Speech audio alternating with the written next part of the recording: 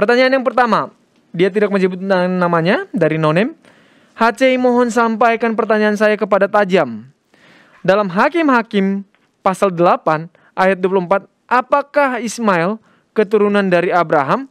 Saya bacakan pendeta. Hakim-Hakim pasal 8 ayat yang ke-24. Selanjutnya kata Gideon kepada mereka, satu hal saja yang kuminta kepadamu, baik kamu masing-masing memberikan anting. Hakim-Hakim 8 pasal 8. Betul itu, betul. Betul.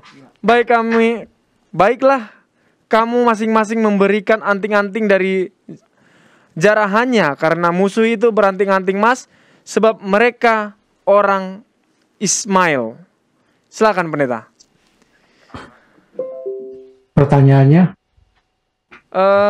Pertanyaannya, apakah Ismail keturunan dari Abraham menurut ayat ini?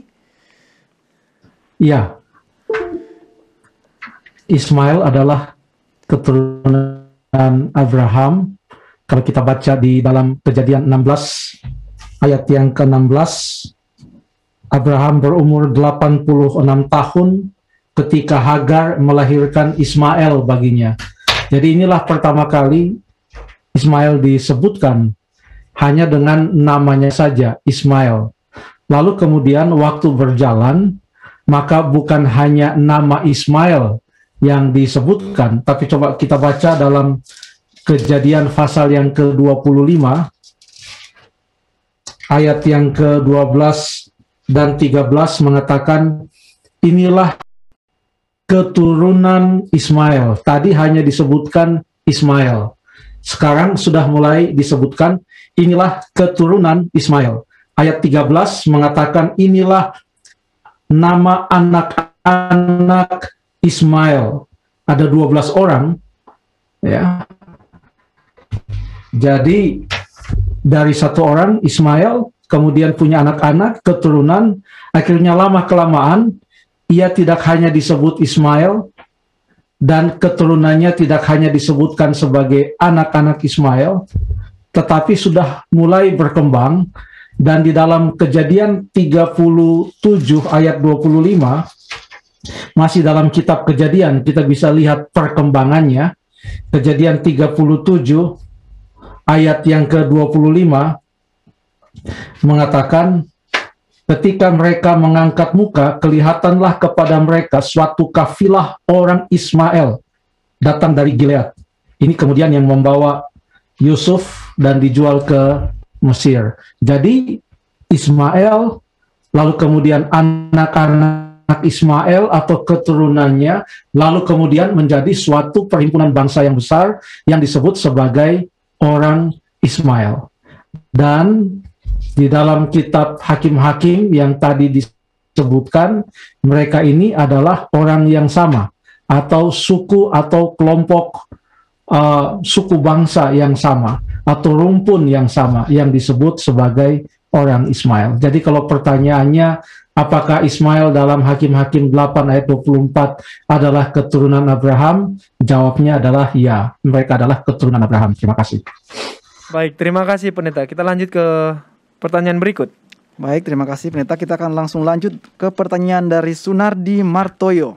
Pertanyaannya pendeta, mengapa ketika Yesus berbicara kepada orang muda yang kaya, hanya mengutip 6 hukum yang di loh batu yang kedua, pendeta?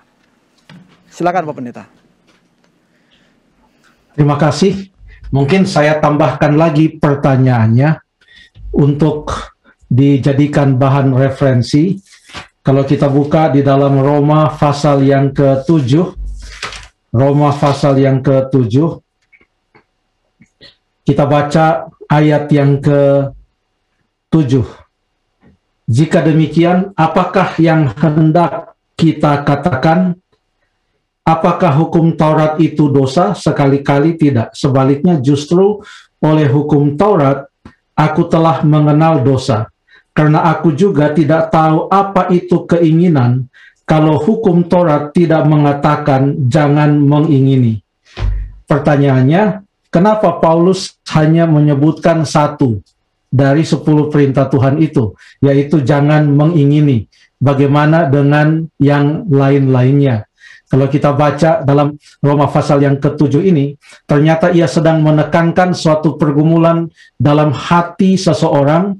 Dia umpamakan itu sebagai dirinya yang berjuang untuk melawan segala keinginan-keinginan yang ada di dalam dirinya. Dan ia mempunyai keinginan yang kuat, tetapi apa yang ia lakukan ternyata adalah yang bertentangan dengan perintah Tuhan, sampai ia merasa seperti frustrasi dan berkata, siapakah yang akan melepaskan aku dari tubuh maut ini? Jadi karena yang dia lagi mau bahas adalah tentang keinginan-keinginan yang ada di dalam dirinya, maka pada waktu ia berbicara tentang hukum Taurat, dia tidak perlu untuk mengulangi ke-10 perintah Allah itu dari yang pertama sampai yang ke-10, tapi dia hanya menyebutkan hanya yang ke-10, yaitu jangan mengingini. Ya, demikian juga halnya dengan Yesus Kristus pada waktu ia berbicara kepada orang muda atau seorang pemimpin muda yang kaya itu. Kalau kita baca ayatnya ada di dalam Matius pasal yang ke-19, ada juga di dalam Markus 10 atau Lukas yang ke-18, tapi kita ambil salah satu saja dari ketiga muatan cerita yang ada di dalam Injil. Matius 19, pada waktu orang muda itu bertanya kepada Yesus di dalam ayat yang ke-18, karena Tuhan Yesus katakan, turutilah segala perintah Allah. Lalu orang itu bertanya kepada Yesus, perintah yang mana?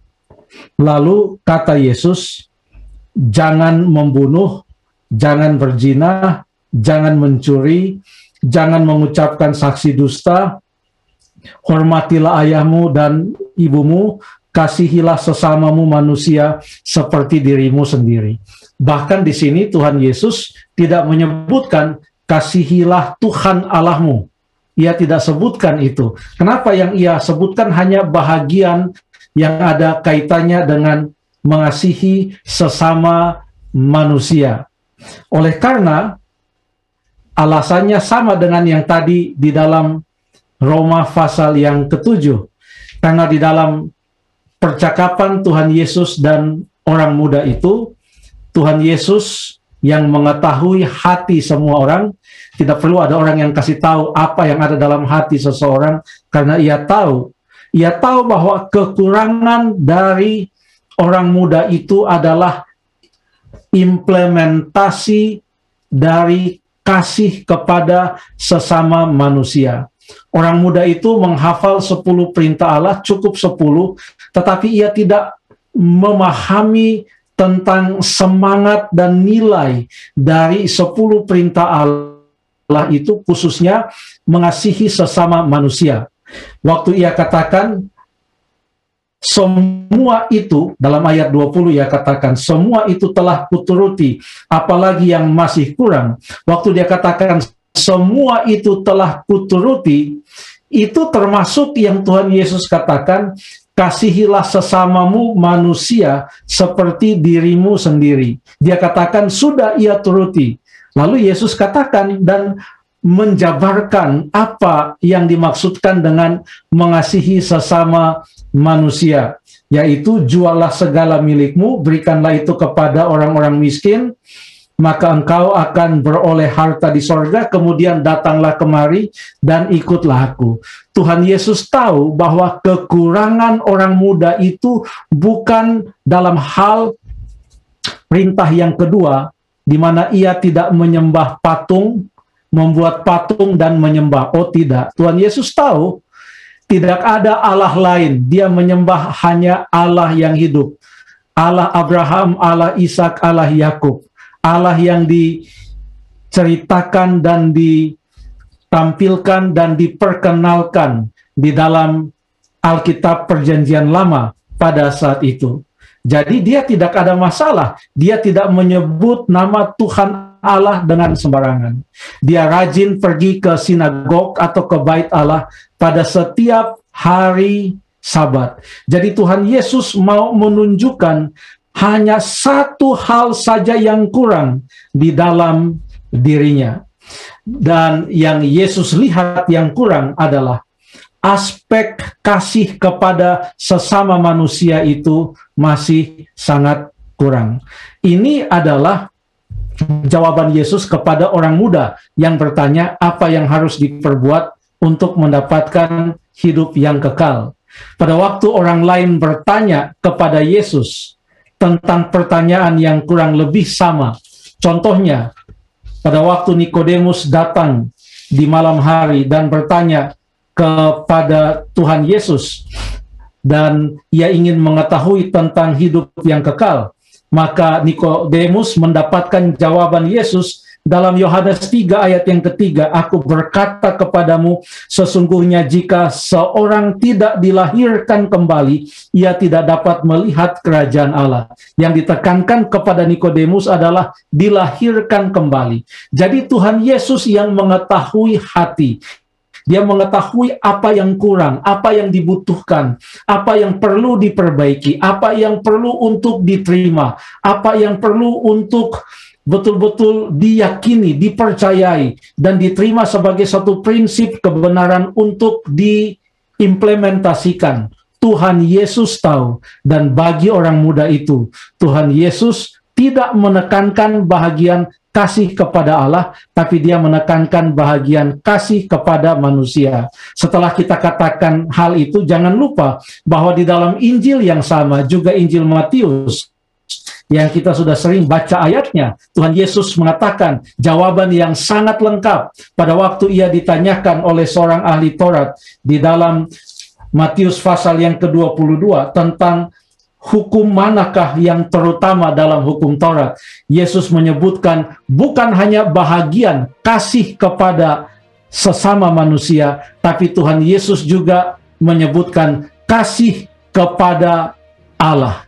Pada waktu Tuhan Yesus dicobai di padang gurun, setan datang dan mencobai Yesus setelah ia berpuasa untuk sekian hari lamanya. Maka yang Tuhan Yesus katakan, masih di dalam Injil Matius, dicatat di dalam Injil Matius, Tuhan Yesus menekankan kepada setan di dalam Matius pasal yang keempat, ayat yang ke-10.